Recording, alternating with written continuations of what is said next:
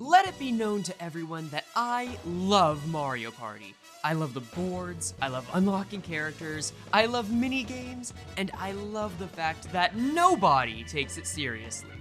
Everyone says Mario Party's a luck-based game, and it's understandable why.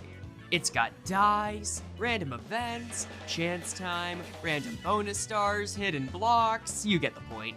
Everything that lets that one friend that's bad at games finally style on everyone else for a change. But do you want to know the ultimate way to style on people in this game? Very gaming. What? What do you mean? Oh yeah! The sense of befuddlement and intense thinking tailspin they're sent into is one of the most satisfying experiences known to man. And this gave me an idea. What if there was a way to win without Toadette?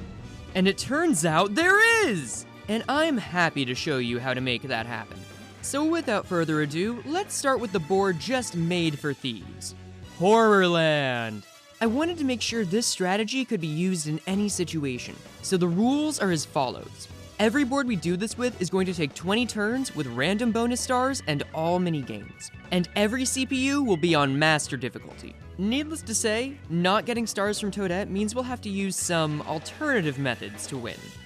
So first thing, how the hell do you make a strategy to win without Toadette? I racked my brain on this and it came down to one question. What is the one thing you have control over in Mario Party over anything else? You can't always control winning mini-games, getting good dice rolls, or where the star is, but you can control the route you take. With some exceptions. We'll talk about you another day. But to win Horrorland without Toadette, it's all about being at the right place at the right time. As you might have guessed, our plan involves stealing stars. And we're going for the big one. While there are 3 regular boos you can go to depending on the time of day, you can also use a skeleton key to steal using King Boo during the night. This is a great way to get a lot of coins at once. Of course, you could steal stars too, so long as you can get past the financial obstacles. But sure, it's expensive, time-sensitive, and requires having a skeleton key after everyone else has a star. But unless another player gets more than 3 stars, pulling this off gives you a one-way ticket to first place. Plus, you don't have to worry like the common folk about the star space moving around after someone buys it. Or worse, uses a chomp call, which everyone seems to love doing here. So now that we have our win con down, how do we get there? Luckily, that's easy. Just keep walking around in this circle. No, seriously, this circle is great for a chance at getting a lot of free coins and items. It's a 14-space loop with 2 red spaces, a happening space, 5 blue spaces, an item space, and 5 lucky spaces. Lucky spaces will nearly always give you either extra coins or an item. And counting the item space, that means nearly half of the spaces in this area will give you an item, which we will desperately need. The plan is to stay here until you get about 170 coins. That may sound like a lot, but it's surprisingly easy to get a bunch of coins once you choose to stop buying stars. While you're on that grind, aim to also have a loadout with a custom dice, triple dice, and skeleton key. And if you get a cursed dice along the way, shouldn't... Actually, I think these are all just like one item. Shouldn't that be die?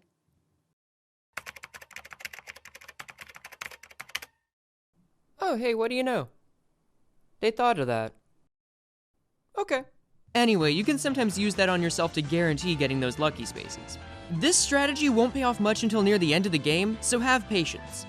While your rivals scratch their heads at you for walking around in a tiny circle, just focus on getting 100 coins by turn 10 and have 150 in all your items by turn 15.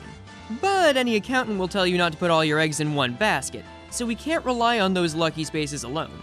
And that's why God invented side hustles. It goes without saying to do your best with minigames. But since we don't need the coins until the last quarter, you don't need to rely on winning every single one of them.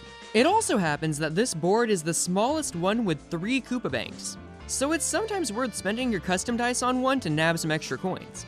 Before you go redistributing the wealth though, take a moment to consider which bank you'll target.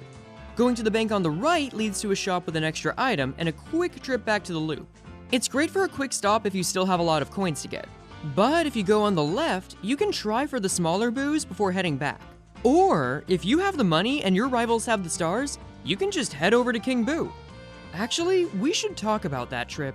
Let's assume you're starting your journey from the loop we call home and that it'll take 2 to 3 turns to pull off. Since King Boo is only active at night, it's good to start making the trip during the day. This is where the triple dice comes in. Throw him out there like hentai in the Italian Senate and then immediately open up the map. The goal here is to not pass King Boo this turn, but be around 10 spaces away from him.